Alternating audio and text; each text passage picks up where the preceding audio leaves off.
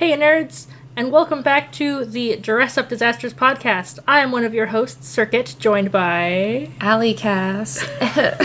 And we are coming at you after a small hiatus with episode 2 of our second season.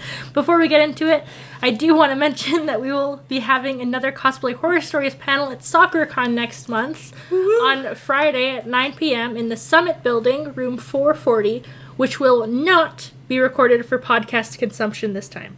So be there for the exclusive SoccerCon only stories, or be square. Now, on with our episode. We're finally talking about our adventures at Emerald City Comic Con, and let me tell you, the difference between this con and our last Oh night my and god. day. It was crazy. It was crazy. Even just... I'm still not over how horrible Fan Expo was. I don't think I'll ever be quite over how bad. Like, just, oh. But ECC, they definitely listen to the suggestions and then follow through with it the next year. Like, they listen and they learn, and it's beautiful. Yeah, and if they can, they even seem to adjust during the weekend. Yeah, Like as things happen. Like, I saw that a lot with the implementation of their new system for reservations for the main stage stuff, because I went to a main stage thing for the Baldur's Gate 3 cast on, what was it, the Thursday or the Friday? I think one it was, of those two. Yeah. And when I tell you it was a minor shit show, it was a minor shit show. There was no signs anywhere for, like, where the... Sorry. Sorry, Allie Cass is just opening a bag of mushroom bananas. Marshmallow bananas. Mushroom bananas. Anyways, I need a little snack. Okay. Need some sugar. I have hypoglycemia after all. Anyways, there was no signs or anything for where the different lines were, and it was all very kind of amalgamated, so it was hard for anyone to know where to go. Mm-hmm. However, by the Sunday, when my mother and I went to the Evil Dead thing, it was a much smoother process. Yeah, they really learn on the fly about a lot of things. Well, it's like, we went into the tavern, so at the very top floor of the Summit Building, in that huge ballroom there, they set up this massive tavern. It was humongous. It was in the entire ballroom at the top floor. So, like, the entire space of the top floor was this huge ballroom, or was this huge tavern. And last year they had a tavern, but it was just, like, a tiny little space. It was on, like, the third or fourth floor in just one of the side rooms. Yeah, so it was, like, a tiny space, but it was really fun. They had live music, and then they had, like, one of the, like, a snack bar, basically, and you could also buy some drinks, because there was, like, the 21 plus. Well, this time they took up the entire top floor. It was fantastic. But on the first day, you got into the 21 plus through the main area of the tavern. And then by Friday, something must have happened, because they'd put up a partition wall and separated the 21 plus from everybody else. So something clearly must have happened, and they immediately responded to that and changed it. Noise. It could have been noise, but I also, like, you know, they could have let somebody in that was too young, or something could have happened, but, And I also noticed that the opening for, like, the 21 plus stuff was right in view of the stage where Jacques the Whipper was performing all weekend. Yeah. And I could appreciate that there could have been quite, like, a group of people kind of blocking it up a bit, trying to watch from the other room. Yeah. But it was... Yeah, because they had like Jacques the Whipper there performing several times a day on some of the days, and then like once a day. And so they had like a stage. They had like this huge D&D area up there. They had the SCA stuff there. They had a couple little Ren booths. Fair too was the up Ren there. Fair, yeah. Like, so it was the vibes there were fantastic. The lights were dim, and there was carpeted flooring, and on the walls there were all these big curtains, so that way the sound was dimmer. Oh, it was beautiful. It was a sensory paradise. It was still pretty loud on the Saturday, though. Yeah. It was pretty bad. But, like, when there's that many people in the room, there's only so much the sound dampening can do. Yeah. So, fair enough. But I remember, like, walking in on the Thursday, and, like, I had no words. That was one of my favorite things of the entire con, was that tavern. Well, you went up there at least once every day, didn't you? Yeah. Yeah, it was lovely because the carpet was nice and plush, so it was like soft on the feet. Well, especially because all of the actual quiet rooms were all in the Arch building. Yeah. So, like, if you were in the Summit building, where most of the programming was happening... There was, like, one quiet room on the fourth floor on Like, the way on back the back? side of the building. It was right next to the 501st. That was the only quiet room that I saw. I didn't see it there. Yeah. Oh, well. Yeah. What else could we say about Emerald City? We did get to have a bit of a chat with someone who works for or whatever with Informa. Yeah. Who, if you aren't familiar, is the company that's putting in Fan Expo. Yeah, he works for, like, the U.S. side of things, but we were able to, like, air our grievances. And when I tell you, a man was shocked. No, he was appalled. He was like, "What do you mean?" And we're like, "Yeah, this is all the things." And then, like, you know, he was, you know, trying to be, you know, like, devil's advocate kind of. Well, maybe they couldn't do this, or maybe they couldn't do that. Maybe the space didn't allow that. Yeah, And we're like, no, because AR does it. Yeah, because there's another con in that building that does the exact things that we're asking for. Yeah, and he was just like, "Oh, well, maybe we'll send somebody up there." And I was like, "Please. Yes. I'm shaking the bars." Not that I think anything's probably going to come of it. No, but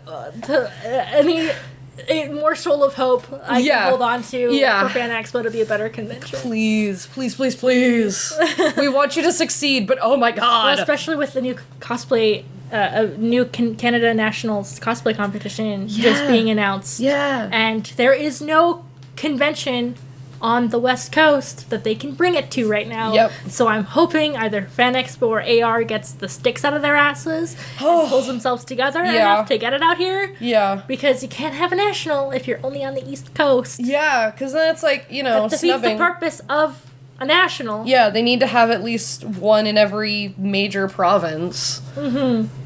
So. And I know they want to keep it to kind of like the main cities, which really Vancouver for the West Coast. That would be it. Yeah. Because I know they've looked a bit at doing it at Northern FanCon, which is a bit far for a lot of West Coast people. And they were also kind of looking, I think, at Kelowna, but Kelowna is just far too small. Yeah, and then same with like SukinoCon. SukinoCon's also not quite big enough for that yet. Well, they're still in the university, aren't they? Yeah. Isn't that like where they even started like 20 years ago? Yeah. I want to go there someday. It looks like such a blast. I want to go there so bad. Someday. Maybe instead of Fan Expo, we'll go to SukinoCon since they're like a weekend apart. Who knows? Yeah. Maybe. But ECC, one of the other things that I thought was really fun, so I want to talk about this because like I loved it. I went into the 501st and did their little rounds, and it was really neat because when you walked in, you were sent over to this section where there was somebody who handed you a passport and then stamped your passport, and you went and like visited each of the planets throughout the systems. There was 6. I have no idea. I didn't participate in it. It was really fun. But then you got to keep like this little passport with all the stamps from all the planets, and they had like little sets. It reminds me a lot of like the stamp rallies that the train stations in Japan do. Yeah, it was so fun. I loved it so much. I didn't get a stamp for Coruscant because they were out of ink for their stamp. So my passport will be incomplete. But that's okay. Forever. But that's okay. You're not able to do it again, and you could be like, hey, please. Like, literally. Please, give me stamp. I don't care if it'll match the set last year. I just want it filled. Yeah. But no, that was so fun. I love that, like, ECC this year had a lot of, like, those interactive, like, the tavern, and then, like, the 501st had this, like, really interactive thing. The 2 taverns. Yeah, they had the 2 taverns, and then, like, within the tavern, they had, like, there was a hair braiding station, and there was, like, all of the Ren Fair stuff, so that was really interactive, and then they had the SCA, which was really, really interactive, and then they had, like, a gaming area where they had, like, a whole bunch of... a whole section for TTRPGs. Yeah, like, a whole section for that. There was, like, one hallway that was all dedicated to a bunch of different tabletop gaming and things like that. It was so cool. Also a lot of random sets put up everywhere for cosplayers to take photos. Yeah, there was like a classroom set up. There was like this beautiful, like there were so many really cool things. Like I always have good things to say about ECC. Emerald City is what happens when a convention cares about cosplayers. Yes, yes. I also really loved how they utilized the two buildings. So for anybody that has never been to a convention in Seattle, there is the Summit Building and the Arch Building. The Arch Building is the old convention center. That one used to be the Seoul Convention Center, and it would host like I get all lost of everything. in it all the time. It is a maze. It's a bit of a maze because it's technically over two buildings, and then there's a sky bridge that connects the two buildings, and it can get really confusing to go in and around there because there's a lot of like side hallways and escalators over here and escalators over there, And you'll go into one, not realize you go The wrong into one way. building, Yeah. and then you'll realize that you went into the other building Yeah. across the street, Yeah. even though you're still in the Arch Building. So then when you exit, you're completely turned around if you're Yeah. not familiar with Seattle. Yeah. That happens to me a lot. Yeah. So I'm like, oh, the hotel's this way. And everyone's like, no, you're a fucking idiot. It's this way. Yeah, because I've been attending conventions in Seattle since 2021. And so the Summit Building was built and finished, and we had the first convention in it in 2023. Yeah, that first ECC in 2023 was the first time. So before then, everything was in the Arch Building. And so when the Summit Building was built, it's just like a block away. It's about a 7 to 10 minute walk, depending on your ability and how many people Yeah. there are around you. When I actually timed it last Emerald City, and to get from the very top floor of the Summit Building to the very top floor of the Arch, it took me a little over 10 minutes. Yeah, so not too bad to get to between the two buildings. And so that first year with ECC, the Summit Building was kind of a dead zone. There was not a lot going on. And then in 2024, they you could see that they were working with both of the spaces. They were trying to figure things out, put things where they needed to be, and it was better. This year, they were thriving. They have the system down really well. Mm-hmm. So one thing that I really actually like is all of the autographs, all of the signing, all of registration, everything like that. Yeah, everything to do with celebrities is in one building, separate from your artist alley, from your vendors hall, from most of or all of the panels. So you're able to keep that separation, and so those crowds that are going there for very different things aren't getting mixed up into each other. Because I know a lot of people that'll go there and they'll go for a bunch of the autograph signings. And so that keeps the crowds away from the people that are simply going there to go to, shop or things like that. And it helps with crowd control in a way that I love. Yeah, especially because they split up the floors in the Summit to the different things that are being sold. Mm-hmm. Because Emerald City is in part like a standard kind of pop culture convention, and also is like a little book convention too, which I think is really cool. They had so many authors; it was really neat. Yeah. So like the basement is all the actual vendors, like you'd see at any vendors hall in any convention. Yeah. And then some artists and stuff like that, but a lot of regular vendors. Yeah, and then the second floor was all like the indie authors, publishing houses, and an artist alley, which I think was so.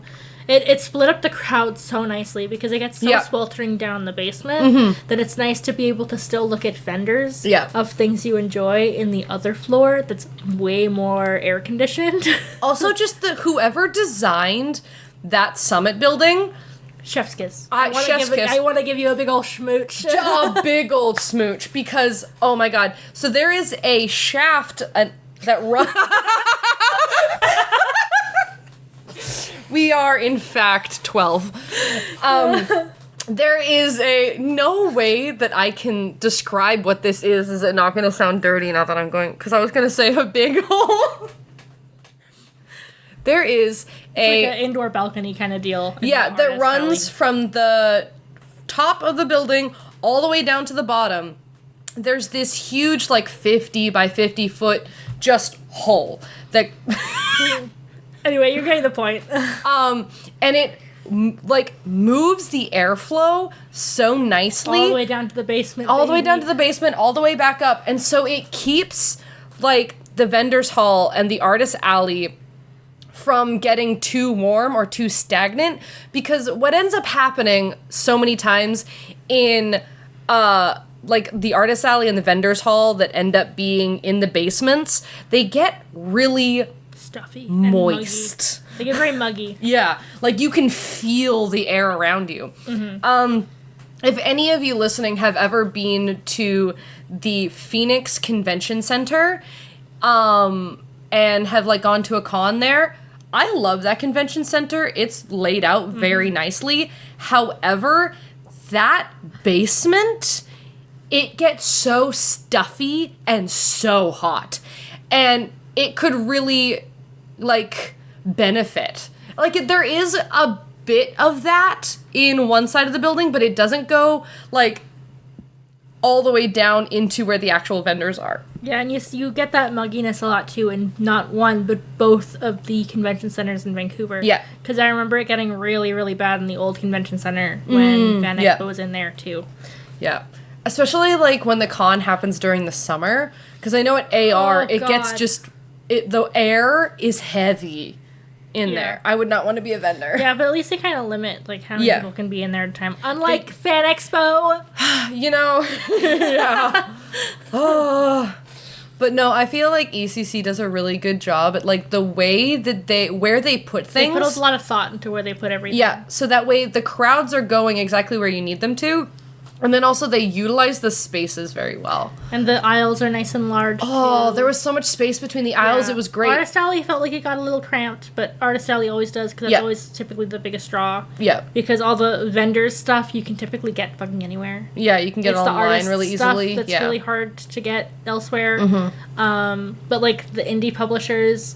They had so much space. It was so nice. Like, you could actually linger, kind of talk to the authors about what their books were about and stuff.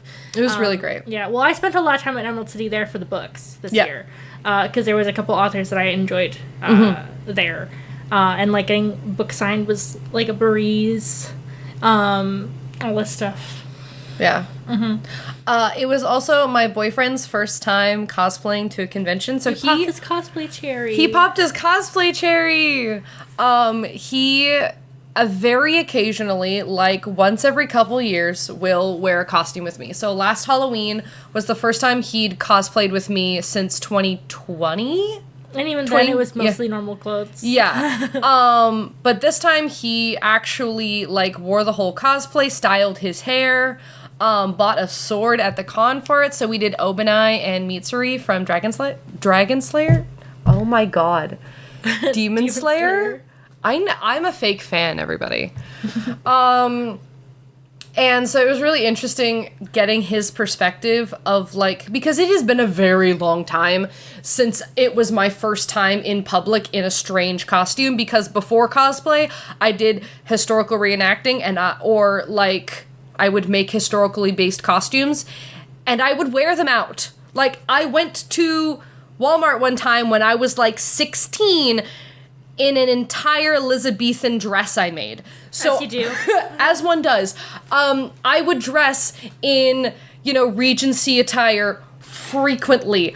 I am no stranger to wearing a costume in public. It has been a very long time. It's just a little outfit. Exactly. So it's been since I was like 14, 15 that I have, had my first experience wearing a strange, silly little costume out in public. So I had completely forgotten that kind of interesting feeling. And also, like, when you're at a con, one thing that you get very used to is the background, like, stares you get, and you are part of the attraction by just simply being in a costume. Unfortunately. Yeah. You gain, like, people stare, people will scan you up and down, they'll look at, like, different parts of your costume. And so for me, that is something that I don't even really think about when I'm in cosplay and walking around at a con. I really don't think about it too much. But for him, this was his first time ever cosplaying in public. And he remarked to me often about how he was like, people are looking at me, people are watching me, I'm not... How dare people perceive me? He was shocked about how, like, he was no longer invisible. Because when you're in a costume, you are, like, you're not invisible, you are very, like, out there. And in the open. And it was kind of interesting, like, getting that perspective from him, because it's been, like, almost 2 decades since I've felt that way. Mm-hmm. So. Although, I think the most interesting thing of the whole weekend was the very first booth we step up to in the vendors hall being, like, a scam for, like, a hotel.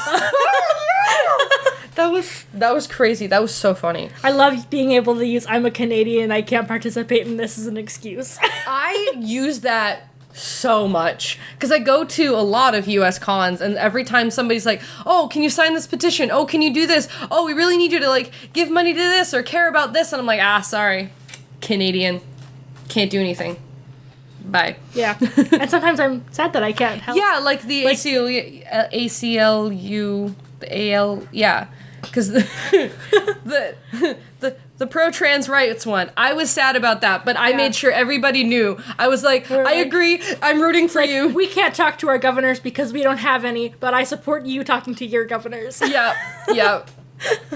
And so it's always funny. Although it was funny, a couple years ago, I was at a con, and there was some Christians trying to get me to sign a petition for some really horrific sounding bill, and I was like, sorry, I'm Canadian.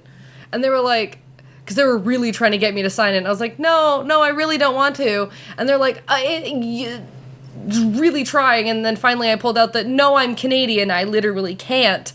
And that finally got them to shut up. Surprised you didn't do that immediately first. Well, this was also years ago when I was less confident than I am now. So this was like 2016, 2017. Mm-hmm. I am way more vocal at cons. Like, it's only been in the last... And you're even vocal to strangers when you think that they're me standing outside the 7-Eleven. So Wednesday night of ECC, we walked down to the, oh my god, what's it called? The 7-Eleven, because I wanted a beverage. We all wanted beverages. You gotta get your day zero snacks for the weekend. You really do. So we went for snacks, some beverages, and I was the last one in line, and so it's a small store. So both Circuit and her mom went outside and stood outside, and then so when I finished, I walk outside. Out of the corner of my eye, see someone taller than me, and my brain goes, oh, this is definitely Circuit, because Circuit is vastly taller than me.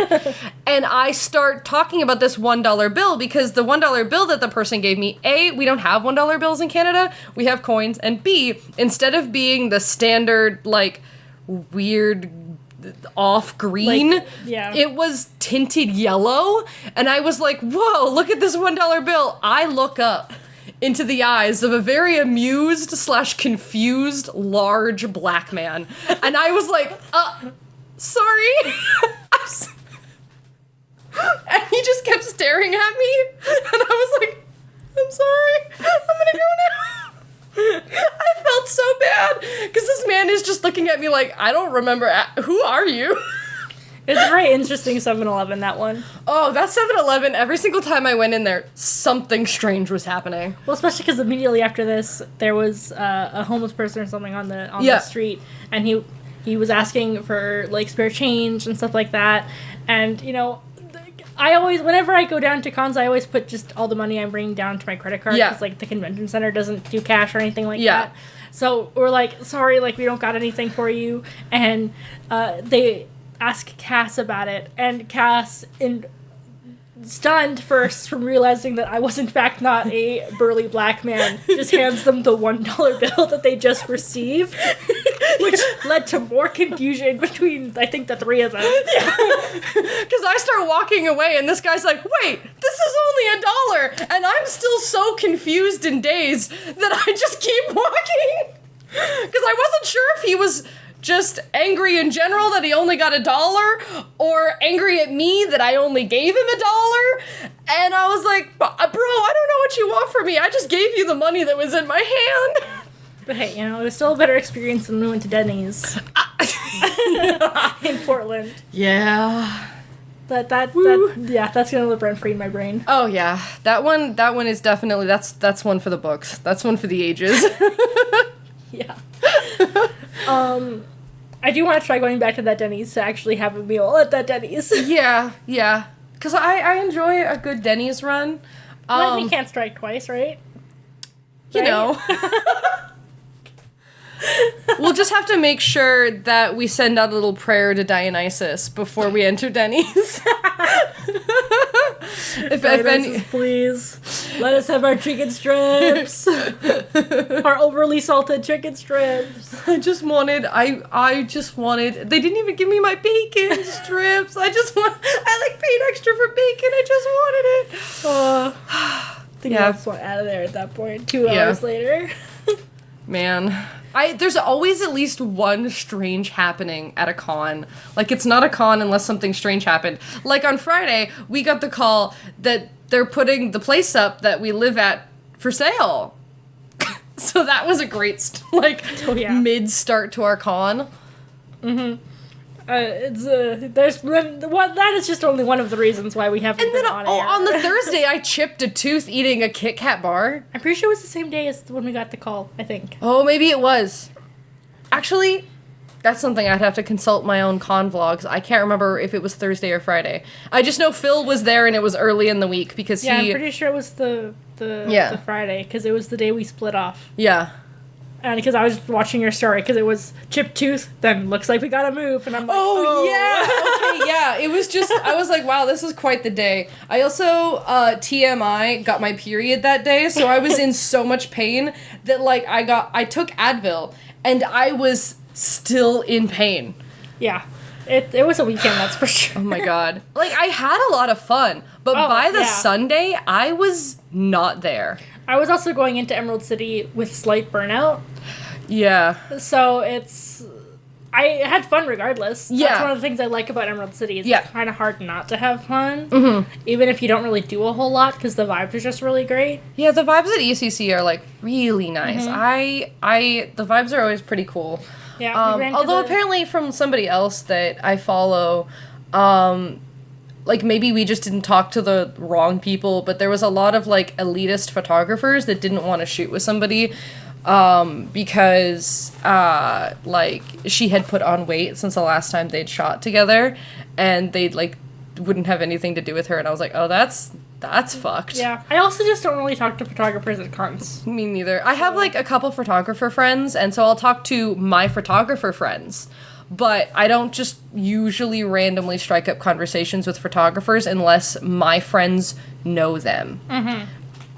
So. Yeah, I've had photographers approach me, but I don't typically approach photographers. Mm-hmm. I always just assume they're busy at cons. Yeah, really. I usually think that they've already all got booked out and stuff, so I'm like, oh, I'm not gonna... And I always prefer the look of photos I get outside of cons versus at conventions. Yeah. So I just don't worry too much about it. Yeah. Unless there's because the nice thing actually about ECC is that huge green land, the park area, and so that's any... Yeah, that they pretty much had cornered off for some reason. But that's what was kind Give us of back freedom, the fucking park outside the Arch Building. I mean, I know how to get there from street level. Yeah, it's just a pain in the ass. It kind of is. But that area is really nice to shoot at. There's a lot of opportunities there for stuff. I can appreciate why they weren't letting people in that way. Yeah. But there should be no reason why you can't let people out that way. Yeah. Because I know because there was a Critical Role cosplay meetup in that park on the Saturday. Yeah, Saturday. And people were having a really hard time finding it because they just weren't letting them out the door. Yeah. And a lot of people don't really know how to get to...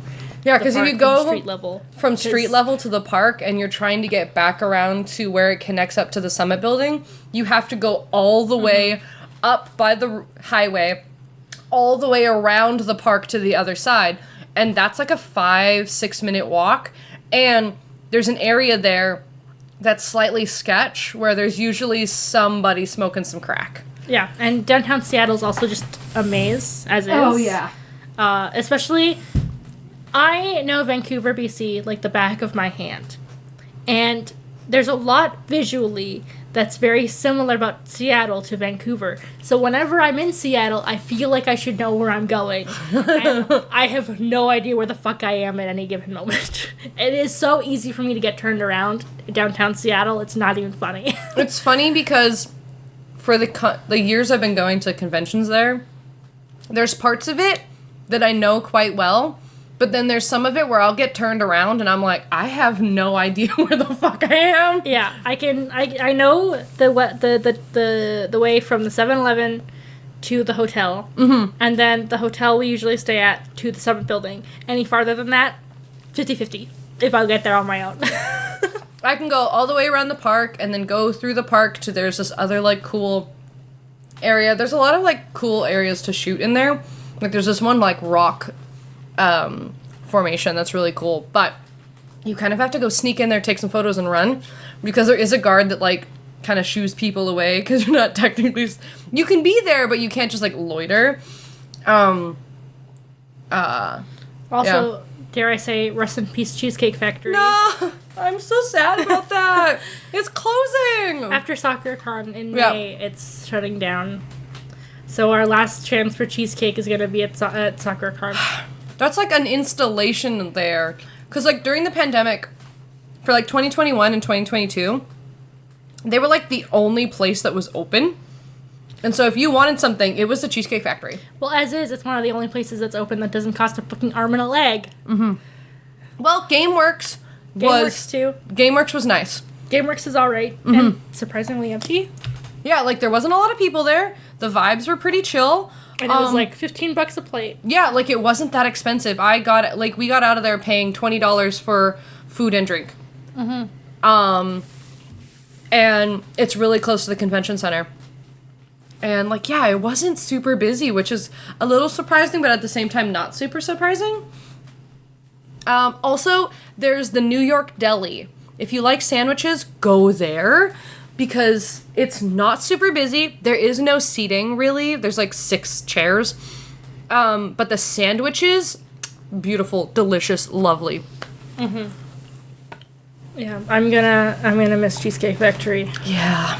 But hey, at least now I know, going into Seattle cons, how to spot the super fancy restaurants before I get seated. Unlike my first time at SoccerCon.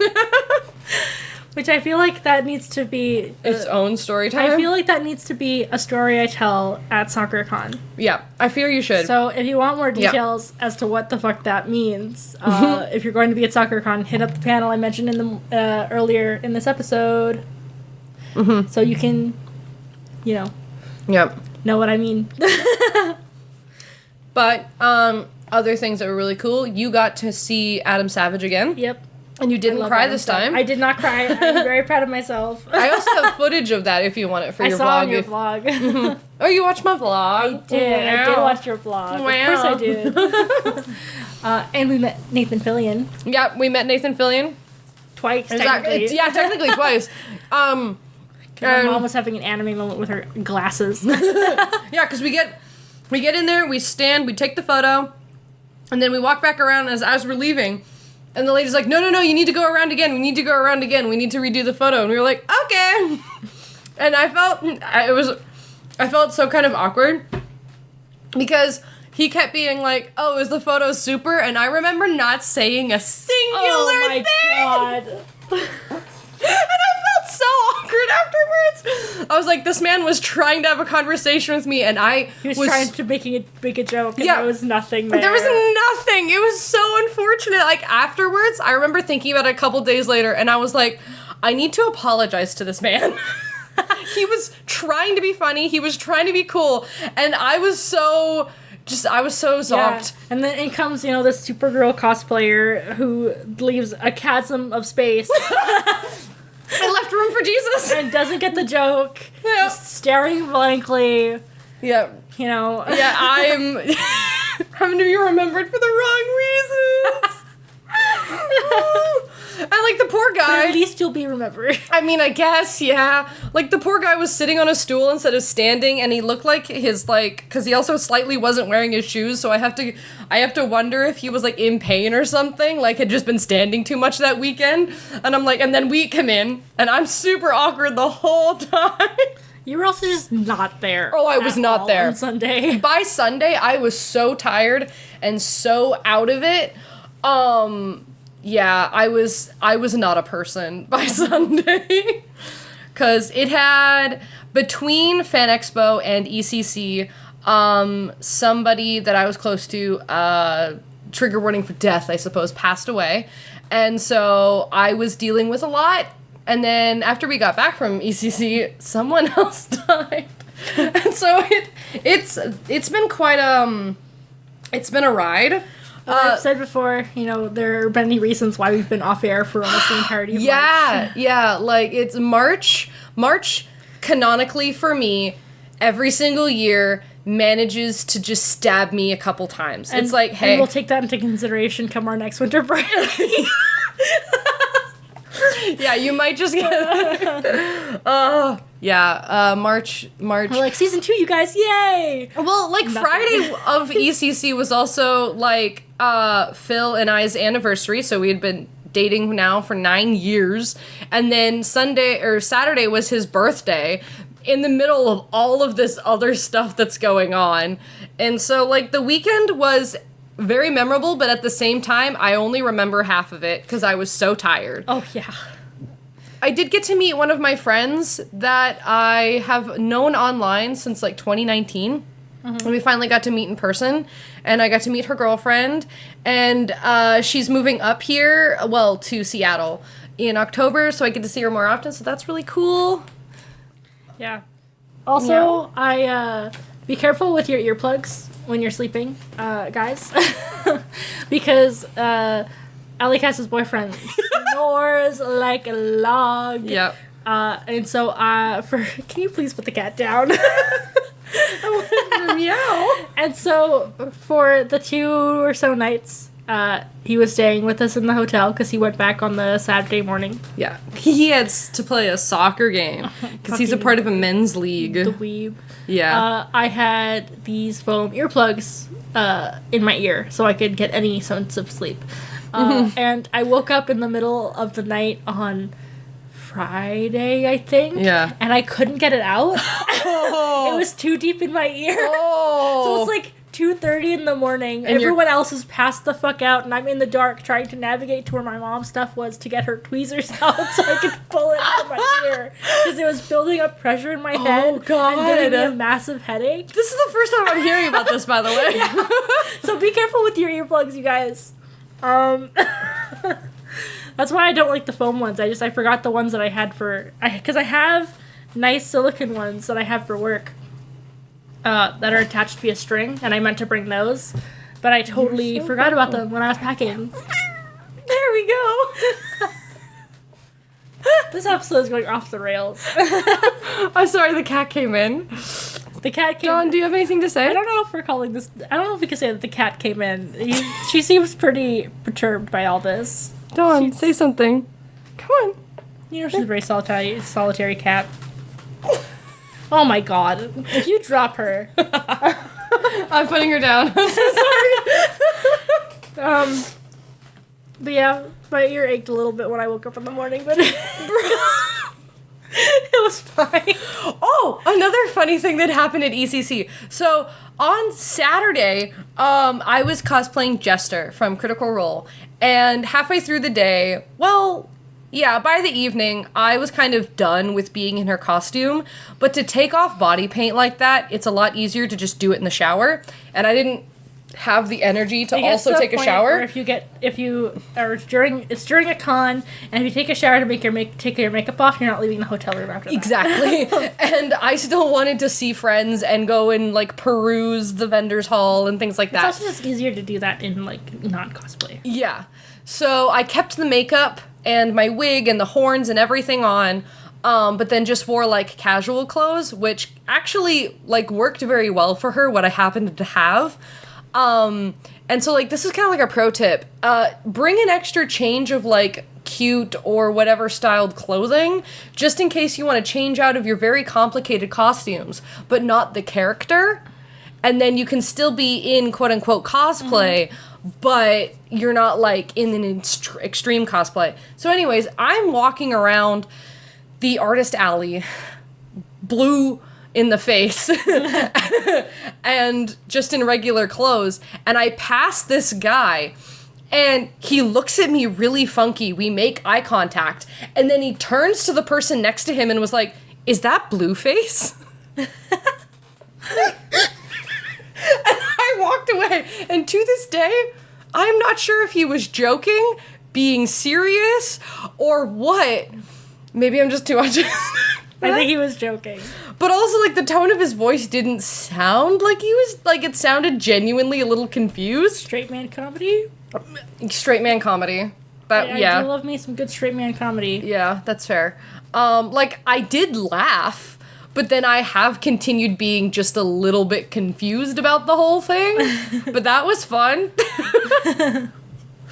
So, yeah, I love how us talking about ECC has not been linear at all. It's just been, oh, this thing happened, and this thing happened. It's been, what, almost 3 weeks? Yeah. 2-3 weeks by now? But also, when it comes to me remembering ECC, I remember it in flashes of, oh, that thing happened. Well, that and nothing, like, seriously shitty happened. Yeah. From the con. So we don't have, like, anything super, like, in any one way to, like, grip onto and be like, let me talk about this for an hour about how shitty this was. Yeah. But I do want to mention, though, one of my favorite parts about Emerald City that hasn't been a part of really any other con I've been to is the fact that you can live stream the cosplay competition from the hotel room. Yes. That was fantastic. That was beautiful. I loved it. I've never, unless I have, like, a friend in the competition or I'm in the competition, that's how I'm going to be enjoying that contest. Because you're able to see the details of everything so much better. Because, like, they're able to get those close-up shots. And, like, it's even closer than you're going to be able to see on, like, the big screens when you're sitting in the room. Yeah, because, like, because it's the same shots as they'd be showing on the projector. Yeah. But because it's on a screen and not a projector, the image is more crisp. Yeah. Even when the stream kind of dips in quality, it's still easier to see, like, what is on the screen. Yeah. But yeah, talk about the competition, though. Oh my god. Oh, the quality. Every single person that walked on stage, I was gagged. Absolutely gagged. Everybody looked incredible. And the first place winner, oh my goodness, I have to look it up now because I want to... This costume, the first place winner, when I saw the costume first come on and was hearing all of the detail and everything that had gone into that costume, I was like, if this one... Prince of Snark cosplay. Yeah. Prince of Snark cosplay. When I was hearing all the detail that went into that costume, I was like, what do you mean? The hand-crocheted lace. Oh, it was beautiful. Also, the fucking... he made a trim or a belt or something for the costume on an inkle loom. He was card weaving it. Now, I've dabbled in using an inkle loom to make different trims and stuff. Card weaving in its own is difficult, to say the least. But the fact that the man card wove Elvish into his, like, trim... Yeah. Insane. Yeah. Actually. Like... every single detail about that costume hand-ventilated wig. Yeah, it was incredible. When I saw it, I was like, if this doesn't place or win the big prize, I will be shocked and, like, aghast because it was so beautiful. And then every single person that won, I was like, oh, yes, definitely. 10 out of 10. Like, everybody just looked so good. There was one build that was so large, it was the third place winner, that he couldn't even get on the stage because he was like, it was this crazy mech build. Oh, what was BioShock. it? Yeah, the Big Daddy or something like that. Yeah, it was insane. It was insane. But yeah, that's Prince of Snark cosplay. I wanted to give him a shout out because it was fantastic. It's beautiful. He also posted his build book for how he made it too on his Instagram. Nice. Which, looking through it, yeah. I love when people post their build books. I didn't post my build book. I posted mine. But mine wasn't very pretty. I also haven't actually done, like, quite a whole, like, post of the cosplay yet. I kind of did. You should probably get on that, I think. Yeah, I mean, I posted the cosplay, but, I didn't like the build book that I made. You can at least put on your stories. Yeah, I guess I could. I guess I could. I could do that. It was just very basic looking, and I made my build book 2 days before the... For me, it's more sharing the info than making it look all pretty for a post when I share it online. Yeah. Right? Especially because it was only, from what I've noticed the past couple of years, people start posting their build books online. Mm-hmm. And, like, just how easy it makes it for other people to learn how to do the thing. Yeah. I love looking at other people's build books. I love it so much. I do really love looking at people's Anytime build books. a big competition happens, I go online and I look at everyone's build books. Mm-hmm. Yeah, because, like, there was just a competition this weekend. I don't remember what the con was for, but one of my mutuals placed in it, and then somebody else that I'm following, like, got best in show. Nice. Yeah. Hello. And so I was, like, you know, stalking everybody's builds and being like, what did you make? Let me look. Let me tell you how awesome you are. Yeah, I love looking at how cool everyone is and telling them how cool they are. Yeah, absolutely. It's one of my favorite things is just, like, hyping up, like, other cosplayers and just being like, you look amazing! Mm-hmm.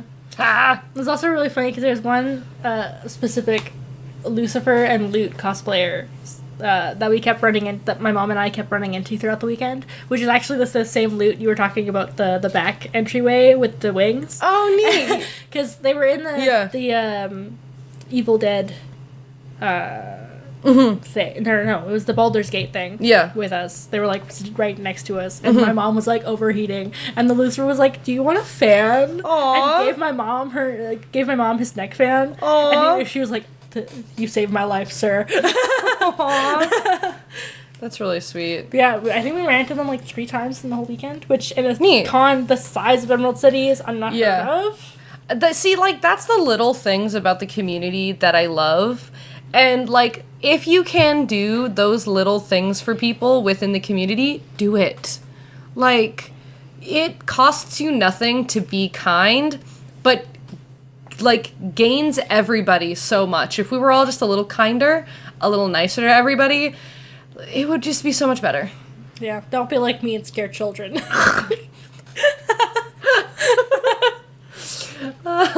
It could be worse. So on the Friday, I was cosplaying as Mitsuri, right? And for those of you that may not know what Mitsuri is wearing, she's wearing a tiny little mini skirt with thigh-high socks and a tight shirt that's got an egregious boob window.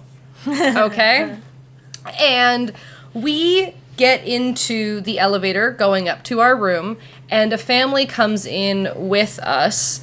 And so it's like mom, dad, older daughter, and about a son between the ages of 5 to 7. And I was, like, talking to the dad for a little bit and the mom because one of the elevators hadn't been working, and so that's why we all ended up in this other elevator together. And after the conversation kind of dies out, just before we're exiting the elevator, I look down and make awkward eye contact with their, like, 5 to 7-year-old son. And you know, like, that fuckboy lip bite? This boy raises his eyebrows and does that lip bite at me. And I have never felt more horrified in my life. Immediately, we exit the elevator, and I'm just standing there, and I'm like, did that 6-year-old just try to riz me? And then on the other end of the spectrum, here I am standing outside one of the doors to the Artist Alley small press kind of area. Yeah. And we're waiting for my mother to get back with her coffee because there's a coffee stand somewhere in the hallway. And I see, if you've ever been in the Summit building, it's the big doors, and then on the one side of the doors, there's, like, a big floor-to-ceiling window almost. And there's this young family on the other side of the glass from where Alley Cass and I are standing. And I'm Yasha from Critical Role, and they are Jester. And we're waiting there, and this child looks up at me and, like, I don't know, waves something, puts her hands up on the glass, whatever. I can't remember exactly what she did. She put her hands up on the glass. And so me, trying to, entertain this child, I march up to the window and I put both of my hands on the glass as this child backs away, very frightened seeming, and, like, starts, like turns to her mom and, like, falls into her. Yeah. And I'm like, oh no, I have made a grave error. Yep. It was funny because after you left to go find your mom, and I was kind of, like, holding the fort, the family was still there, and I look back at the girl, and she smiled at me. So she was clearly just terrified of you. No! To be fair, your Yasha is very cool looking, and you're very tall and very badass looking. And Jester's the least intimidating looking cosplay I think I have. I'm sorry, 5-year-old child. It was a little funny. I forgot to tell you about that. I meant to and then completely forgot until this moment. I didn't mean to scare you. I just wanted to play patty cake through the window. Things that happen at cons, man. I love conventions. I love the culture around it. I also frequently forget that Emerald City is an all ages event. And really, there's nothing to tell me that it isn't. Yep. Right? It just. I think it's because you're used to, like, a lot of, like, anime cons where it's a Even less. Still, those are typically all ages. Yeah. Which is. Nerving. But ECC is, like, a very family friendly place. Not in the same way that Fan Expo is. Well, that's because Emerald City is actually a safe place to be. Yeah, I would actually bring my children to ECC. Like, I would feel safe bringing my kids there. Well, not only because of how many, like, information desks are there that, like, your kids could be like, I lost my mommy. Yeah. But it's just a more open area, so it's easier to, like... The crowd control is so much better. Because I looked it up, and ECC has about 95,000 people that attend it annually. And in the most crowded areas in the con, it was less crowded than Fan Expo that had 35,000. And that should not be how it is. So, yeah. Dead air. Yeah. Gotta love all the dead air. Someone was asking me about soccer con plans, so I was just quickly answering them. And I was, like, taking a drink at the same time, and I was like, oh, crap. We can't go both dead. Yep. I was like, no, not the dead air. I also finished what I was talking about and had nothing else to fill in. How dare you not have something to fill in? As a chronic yapper, actually, I take offense to me not having something to say. Anyways, do you have anything else to say about our experience at Emerald City? Other than it was fantastic, I was so dead tired by the end of it. No, I think, it was a good time. It was night and day comparison to Fan Expo. Like, whereas Fan Expo, I love getting to see friends and things like that, and that's what made the con at all bearable for me. ECC was a well-run convention.